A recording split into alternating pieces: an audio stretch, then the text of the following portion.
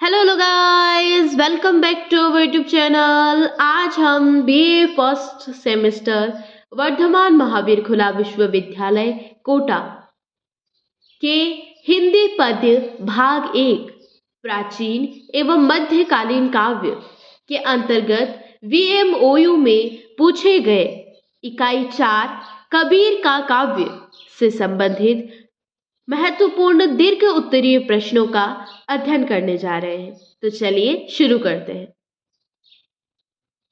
हमारा प्रश्न था, कबीर के काव्य के अनुभूति पक्ष को उदाहरण सहित स्पष्ट कीजिए। जिसके अंतर्गत हमने रहस्यवाद, कबीर के दार्शनिक विचार, जिसके अंतर्गत ब्रह्म, आत्मा और जगत का अध्ययन कर लिया था। आज हम माया, सहज साधना व कबीर की सामाजिक चेतना का अध्ययन करेंगे। तो चलिए शुरू करते हैं। माया। कबीर के अनुसार मनुष्य को राम से मिलाने में सबसे बड़ी बाधा माया है। कबीर ने माया को अविद्या कहा है, जो जीवों को मोहित करती है, सत्य और ज्ञान को ढक लेती है, मनुष्य के भीतर काम, वासना तथा तृष्णा को जन्म देती है। माया के विभिन्न प्रकारों पर कबीर ने विशेष बल दिया है। वह काम, कामिनी, अहंकार, लोभ, मोह आदि विविध रूपों से मनुष्य को अपने जाल में फंसाती है। कबीर ने माया को विचित्र मोहिनी शक्ति कहा है। माया मन में आशा, तृष्णा, मान सम्मान, लोभ, मोह, क्रोध आदि को जन्म देती है। वह मन को अपने वशीभूत कर जीव को ब्रह्म की ओर उन्मुख नहीं होने देती। माया मन को प्रभावित कर साधक को साधना पथ से विचलित कर देती है। सहज साधना। कबीर ने अपने उपदेशों में सहज शब्द का यत्र तत्र जिक्र किया है। कबीर ने सहज शब्द कहीं ब्रह्म और कहीं उसे प्राप्ति की साधना के रूप में प्रयुक्त किया है, जो ब्रह्म वाणी द्वारा वर्णित नहीं हो सके, जो कल्पना से परे है, जो विश्वातीत है, उसे उन्होंने सहज कहा है।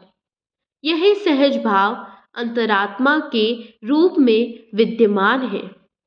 कबीर का सहज ज्ञान एवं प्रेम दोनों ही काव्य का विषय है। सहज ही परम प्रिय राम है, जो प्रत्येक वाणी में विद्यमान है। कबीर की सामाजिक चेतना। कबीर की साधना आध्यात्मिक होते हुए भी समाज के प्रति संवेदनशील है। वे भक्त, समाज सुधारक एवं युग नेता हैं, जिन्होंने अपने उपदेशों के माध्यम से सामाजिक न्याय एवं समरसता की बात की है। उन्होंने अपने युग में व्याप्त अंधविश्वासों, रूढ़ियों, सांप्रदायिक एवं धार्मिक कट्टरताओं तथा कर्मकांड के बाह्य आडंबरों का डटकर विरोध किया है। वे समाज को सामाजिक, धार्मिक, आर्थिक शोषण से मुक्ति दिलाने वाले समाज सेवी हैं। कबीर मानते हैं कि समाज की एक रूपता तभी संभव है जब समाज में जाति, वर्ण एवं वर्ग भेद न हो। इसलिए कबीर ने जाति, वंश, अधर्म, संस्कार और शास्त्रगत रूढ़ियों का मायाजाल तोड़ने का प्रयास किया और जाति पाति पूछे नहीं कोई, हरि को भजे सो हरि का होय, कहकर मानव मात्र के लिए समानता का सिद्धांत प्रतिपादित किया। बढ़ते हैं अगले प्रश्न की तरफ। निम्न पद्यांश की सप्रसंग व्याख्या कीजिए। लाली मेरे लाल की जित देखो तित लाल, लाली देखन में गई मैं भी हो गई लाल। शब्दार्थ: लाली लाल रंग परमात्मा का अलौकिक स्वरूप। प्रसंग: प्रस्तुत दोहा कबीरदास जी के काव्य से अवतरित है।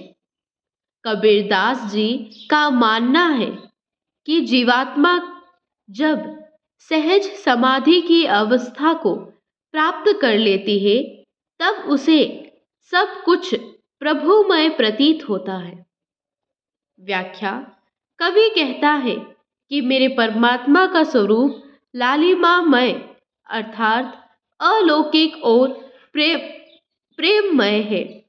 मेरी जीवात्मा ने जब से परमात्मा के उस अलौकिक स्वरूप को देखा है तब से मेरी दृष्टि जहां भी जाती है उसी परमात्मा का रूप मुझे हर वस्तु में दिखाई देता है।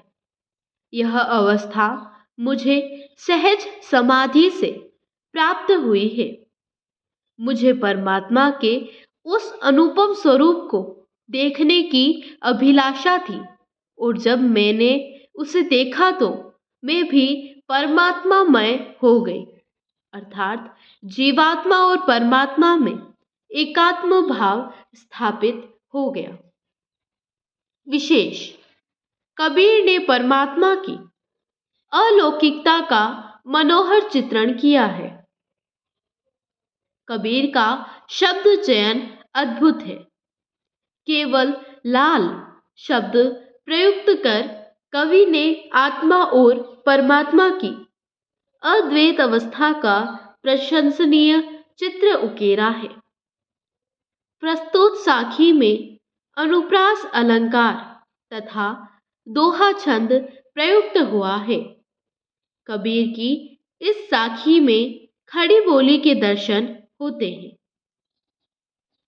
माटी कहे कुम्हार से, तू क्या रोंदे मोय, एक दिन ऐसा आवेगा मैं रोंदूंगी तोय। माटी मिट्टी, रोंदे रोंदना, मर्दित करना। प्रसंग: प्रस्तुत दोहा कबीरदास जी के काव्य से अवतरित है।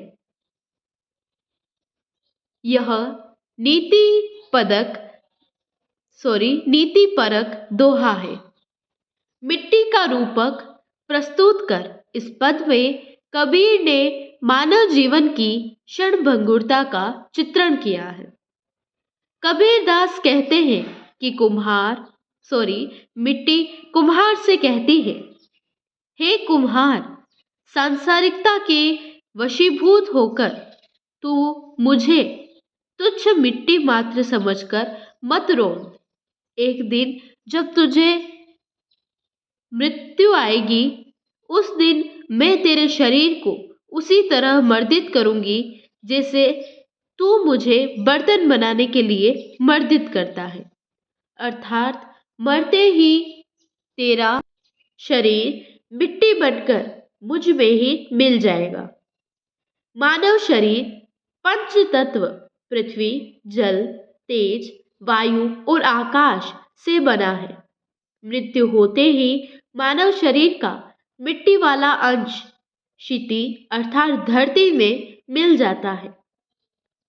सांसारिकता को सर्वोपरि समझने वाले जीव अर्थात कुम्हार को जागृत करने का प्रयास अभिव्यंजित हुआ है।